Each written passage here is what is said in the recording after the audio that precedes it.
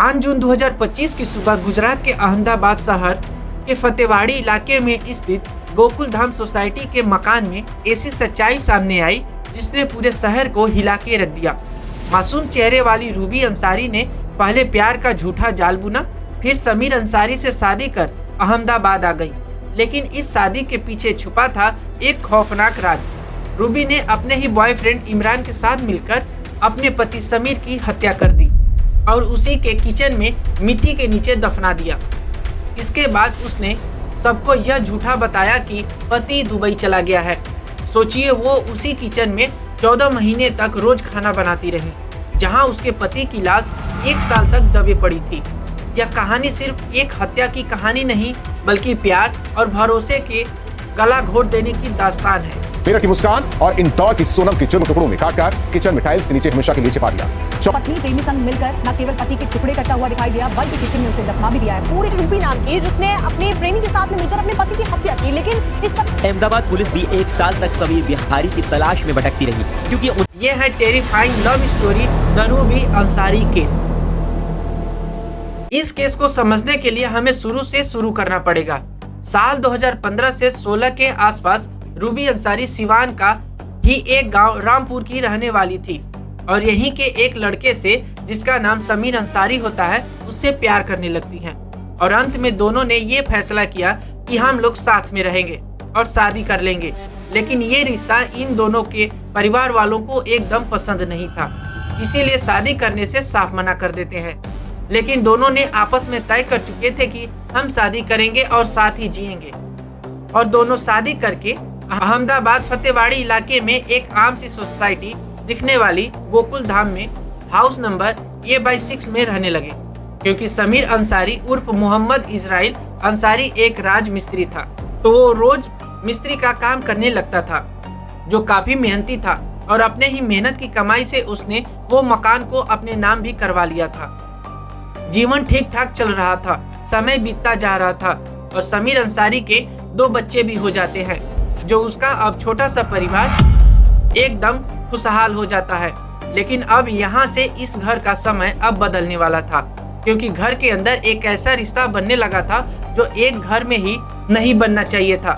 ऐसे कई दिन बीत गया था, लेकिन वक्त ने करवट ली और रूबी अंसारी को एक इमरान वाघेला नाम के लड़के से प्यार हो जाता है, जो अक्सर समीर अंसारी के घर पर आना जाना लगा रहता था।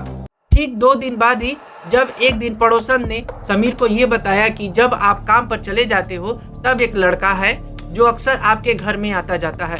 लेकिन पड़ोसी की बात पर उसे भरोसा नहीं होता है, इसीलिए वह अपने बीवी यानी कि रूबी अंसारी पर निगरानी रखना शुरू करता है। फिर एक दिन समीर ने अपने बीवी और इमरान के साथ ऐसे स्थिति में देख लेता है जो एक पति को नहीं देखना चाहिए था। समीर बिल्कुल ही टूट जाता है। उसे लगता है मानो उसकी एकदम पूरी दुनिया ही लुट सी गई हो। समीर अंसारी अब बिल्कुल ही शराब का आदी हो चुका था। वो अक्सर ही शराब में डूबा रहता था और अपनी पत्नी को घर जाने पर मारता पीटता रहता था। एकदम घर का माहौल टॉक्सिक हो चुका था। फिर आया अगस्त 2024। हर रोज की तरह समीर शराब के नशे में घर लौटा, जिससे उसकी बीवी पहले तो दरवाजा खुला रखा ताकि उसका प्रेमी आसानी से अंदर आ सके और मौके का फायदा उठाकर काम तमाम कर सके। और हुआ ऐसा ही। रूबी के इशारे पर इमरान पहले तो अंदर घुसा और दोनों ने मिलकर समीर के हाथ पैर बांधे और धारदार हथियार से उसका गला। अपने प्लान के अनुसार रूबी और इमरान ने उसको तो मार दिया, लेकिन सबसे बड़ी सवाल ये था कि लाश को कहाँ छिपाया जाए। इसीलिए इमरान ने अपने चचेरे भाइयों साहिल और फैजू को बुलाया।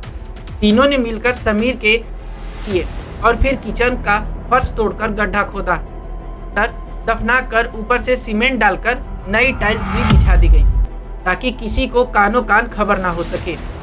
और रूबी ने अपने घर और मोहल्ले में ये खबर फैलाई कि समीर दुबई चला गया है।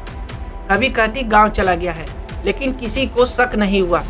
और हर रोज की तरह रूबी ने उसी किचन में पहले के जैसा नॉर्मल ही एकदम खाना बनाती रही। और कुछ दिनों के बाद उसने वह घर किराए पर भी दे दिया। किराएदारों ने रूबी से शिकायत भी की कि घर से अजीब सी गंध आती है, लेकिन रूबी हर बार इस बात को टाल देती थी, जिससे रूबी ने सोचा कि इस मकान को बेच देने में ही भलाई है, तो मैं इस मकान को बेच देती हूँ। इसीलिए उसने 2025 में एक रियल एस्टेट ब्रोकर के पास जाती है और उससे ये कहती है कि मुझे अपना मकान को बेचना है। ब्रोकर मान भी जाता है, लेकिन रूबी से ये कहता है कि मुझे आपके मकान को देखना पड़ेगा और ये मकान किसके नाम पर है। रूबी अंसारी उस ब्रोकर से कहती है कि ये मकान मेरे पति यानी कि समीर अंसारी के नाम पर है, लेकिन वो दुबई गए हैं। तभी उस ब्रोकर को इस औरत पर शक होने लगता है, तो उस ब्रोकर ने पुलिस को कॉल करके बताया कि एक घर बिकने वाला है पर पति का नाम गुम है। इस पर पुलिस ने एक चाल चली और एक सिपाही को सब्जी वाला बनाकर भेज दिया गया। पहली बार जब गया तो वह उस रूबी अंसारी से सब्जी बेचते हुए बातों बातों में ये पूछ लेता है कि आपके पति कहाँ हैं, लेकिन रूबी बड़े ही सफाई से ये कहती है कि वो दुबई गए हैं और वहीं पर काम करते हैं।